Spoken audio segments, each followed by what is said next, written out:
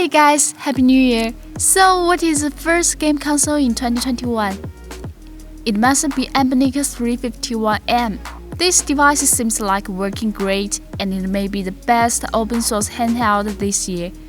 Without further ado, let's get started.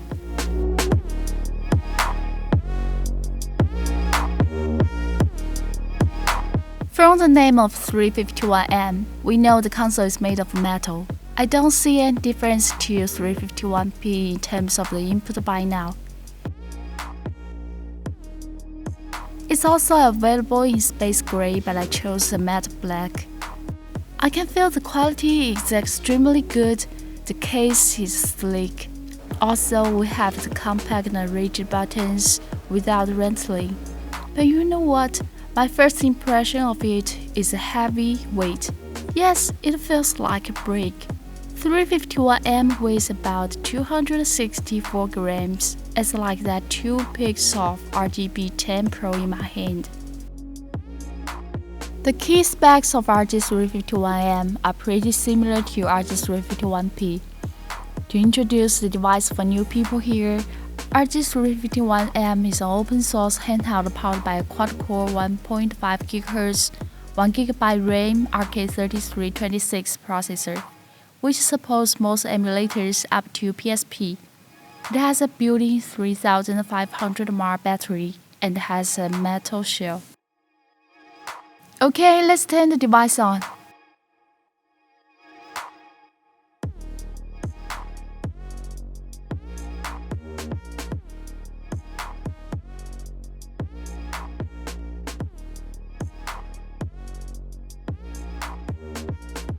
It takes around 60 seconds to boot up. Compared to PGS30, it's a little bit slow. It shows in emulation station. You can change it to virtual arch system as you like.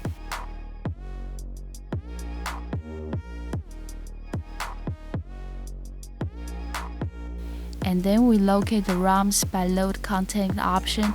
We have the storage and to find the ROMs folder.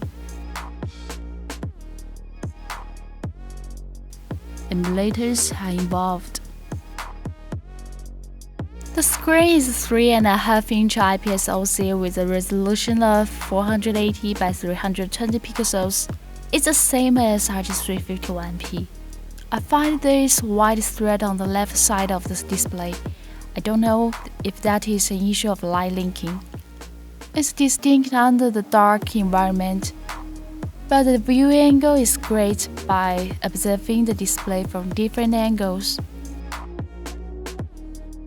Next, let's jump into PSP games. I found the God of War Chains of Olympus in ISO format. Add it to the games folder and now it shows here. Before the game starts, I like to do some phrase settings. Press the 2 analog sticks at the same time, drop the frame rate down to 1. And choose auto frame skipping. It may get smoother.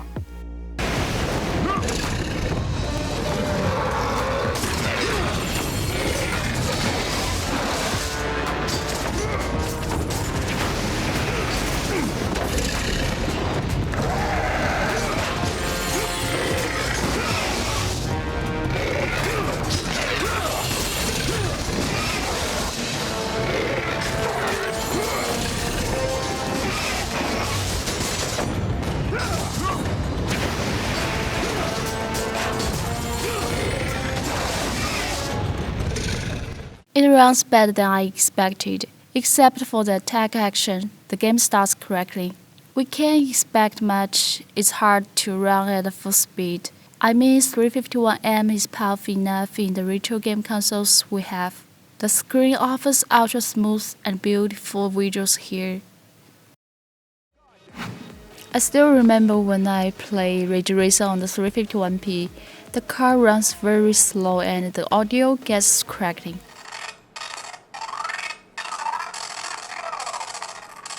But now the game runs much smoother than before. I'm glad to see the optimizing.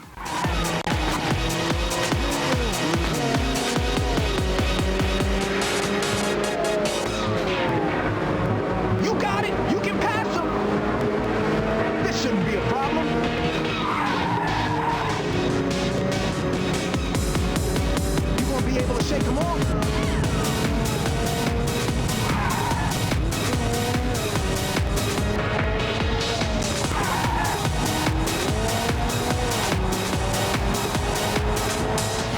Don't see any screen tearing so far. The audio sounds a little crackly, and the machine gets a little hot. It's warm, but it may be a good thing on cold days. Just kidding.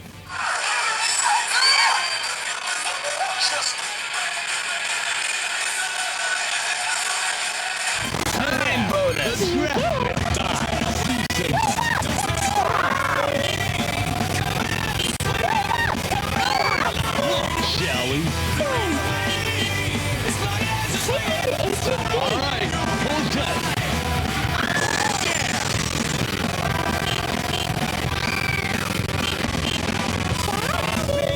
I know.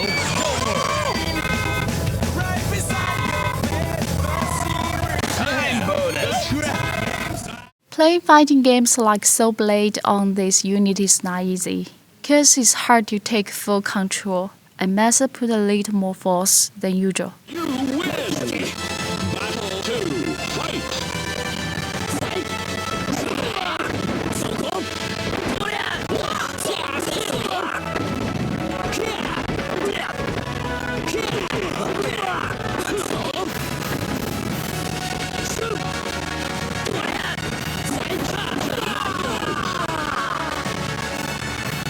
This you win. There's an issue that comes with the first bench of RG351M, which has built-in Wi-Fi. When the Wi-Fi turns on, the audio cracks, so they cancel the Wi-Fi after that. At this time, I didn't hear any strange sound. I turned the Wi-Fi on in the whole gameplay, and now I enter some channels to see.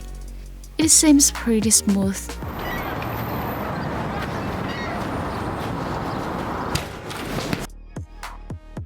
Okay, I've turned down the device.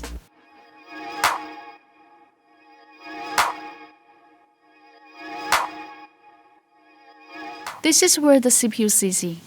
It's covered by a metal radiator cover. Under this cover, there are 2 peaks of silicone for helping heat dissipation. One thing I found here is the battery very close to the CPU, so overheating is inevitable. Compared to my first 351M, RG351M has a bad gaming experience and it may be the most powerful RK3326 unit, but for retro gamers, it just changed to a metal housing. The device sells at $140. How do you think of that? For me, it's a little bit pricey. Okay, if you have any ideas on 351M, let me know that.